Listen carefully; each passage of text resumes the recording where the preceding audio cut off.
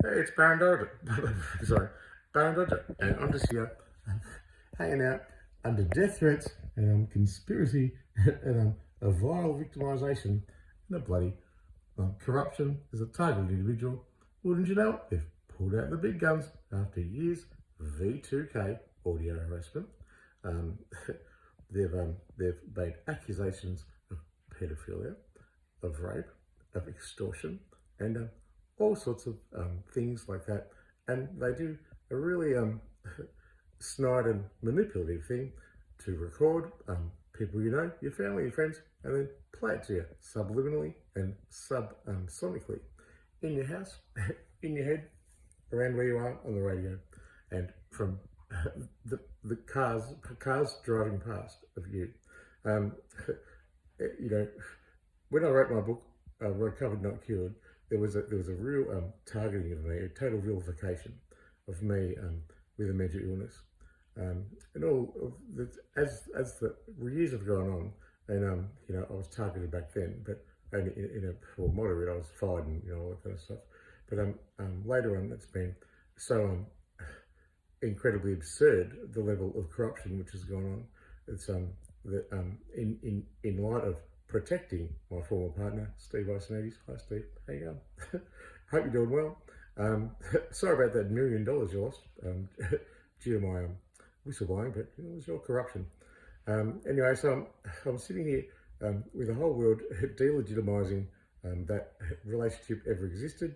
And of course, that's the government creating a false narrative. And a false narrative is a preferred way that the government wants to look at things. And that's not consistent with what actually happened and reality, which is, of course, that Steve and I were together for 5 years. So there's a funny thing going on, and it's really absurd. So you kind of get the idea that when is a fact? Not a fact anymore. And the decision about that depends on exactly this. Those who have the most power and the most influence, the bigger legal department, and the most money. So there's a whole relationship, a 5-year relationship. I'm not making it up. It's not a fantasy in my head. I was there and I suffered that relationship for 5 years. But anyway, look, the government's decided, and everyone's backed them up. All police, all ombudsmen, the National Anti-Corruption Commission, the Prime Minister, all my family and friends, and all the health department, and all the lawyers in the world. And it's just a general biblical forsaking that's chosen to side with Steve, who's actually a criminal. He's a real crook, master manipulator, and he's a very influential, clever, very clever, powerful man. But he's also got a bit of a hollow soul. He needs the love and the compassion and the energy and the creativity of the opposite of him, which is someone like me. And this is why it was so hot and electric, and also very toxic and destructive. So he was the toxic sociopathic narcissist, and I was the empath, the creative one and the sensitive one, and who attracted like a magnet. But obviously, there's a lifeline with those kind of relationships, and it's usually the vulnerability of or the naivety and the sensitivity of the creative spiritual one, who's really dominated by the intellectual, cold, mathematical and manipulative one.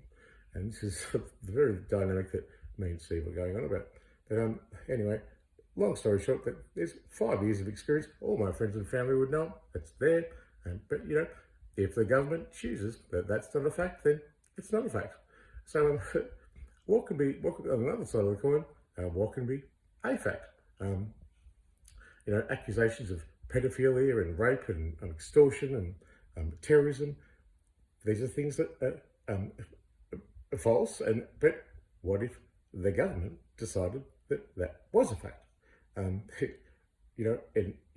we can demonstrate from this very real relationship that existed, which was not a delusion or a fantasy in my head, the government gets to decide what's acknowledged, what's not, what's real and what's not, and what what the public are aware of, and what they believe, because ultimately human beings are judgmental and corruptible people, and they're made flawed, and they're imperfect.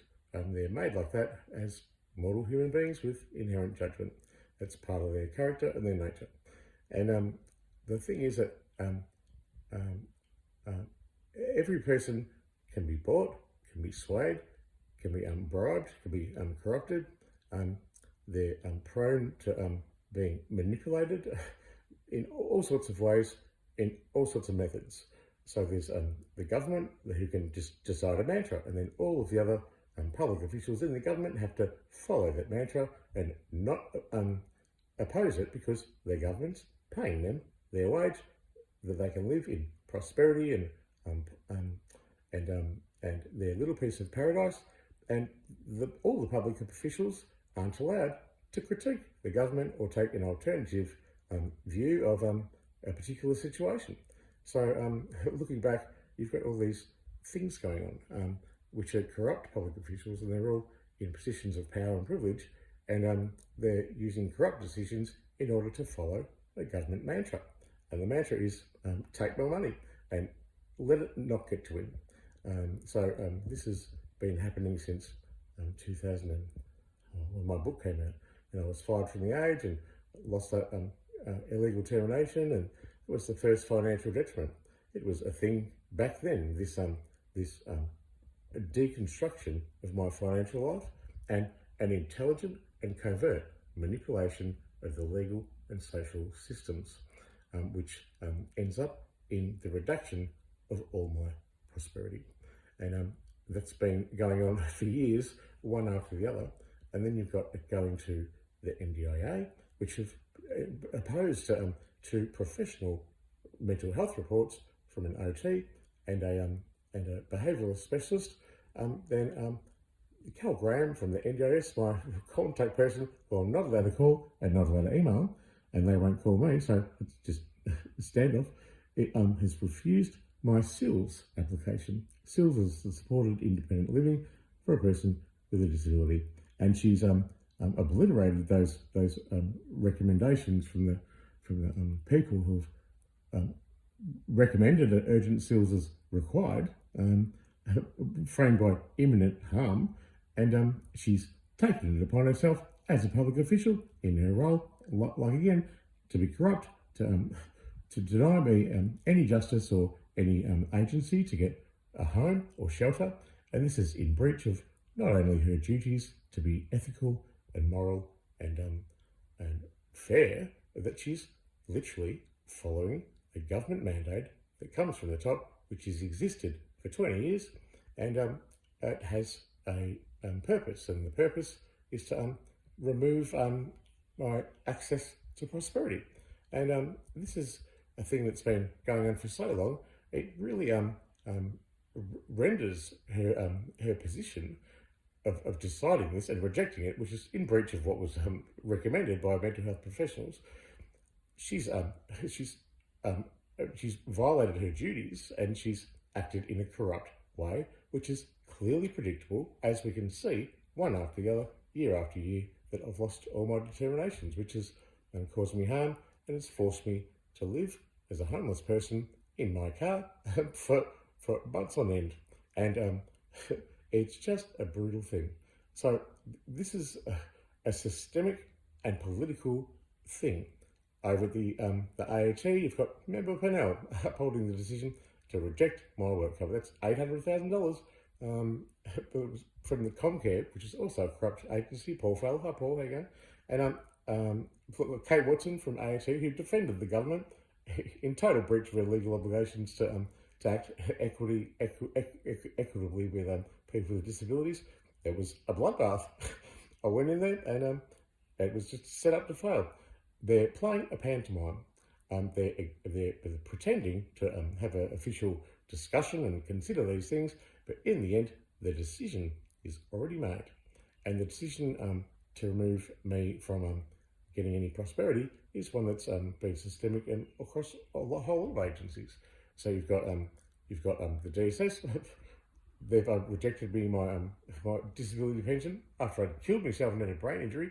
Oh, you can go back on the dole. Not very nice.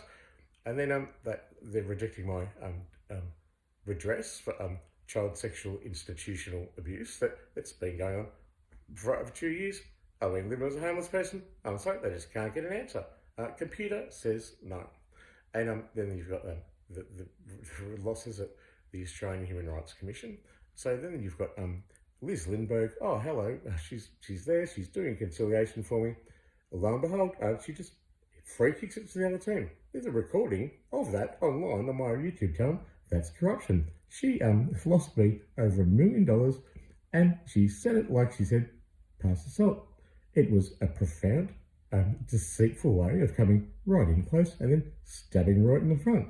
She's a real coward. She's not impartial. She's not fair. She's being informed by a mandate which is coming from the top, and these public officials are nothing but absolute pawns. They're just little chess pieces in a big game, and they're all obliged to serve their master, and the master is the government, and the government has a mandate, and the mandate is to basically kill me, or stop me, or silence me in any single way they possibly can, whether it be real, whether it be unreal, whether it be true, whether it be false. And this is the way they operate, because I am an authentic and honest person, and I am morally and ethically obliged to democracy and humanity for calling out corruption in this country. And I do it to save my own life, and I've done it for the gratitude of all the people who I'm standing on the shoulders of, who are dead, who haven't made it, who've been persecuted to death, or have stood up in the past for something that we all enjoy today. And we all have those privileges, and we're all complicit, and most of us just soak in our privilege and don't even think about the many ways that people have suffered and fought, like I am fighting my whole damn life. So this is a shit situation, and you've got even the Prime Minister. I detailed a big letter to him. There's systemic corruption and all this kind of stuff. Obviously, it's cooked, and he writes me a letter back, and he just neglects to meaningfully intervene in the situation. It's not okay that you do that. That's conceding to a corrupt government, and this is why I've become a failed whistleblower, and my whistleblower things have all failed on account of I'm not a public official, but the federal court actually says that we confirm your employment status at DSS, and that means I'm a public official and I was employed by DSS. But that's not a fact. A fact is not a fact if the government decides it's not. So, and then I went to the super place and said, I'm an employee, I need my super. And then they said, oh, we don't have a record. From there, I said, well, here's the document from the federal court. And I emailed DSS, Ray Riggs. Oh, hi, Ray, how you going? Just like a dobbing my own $125,000 fraud.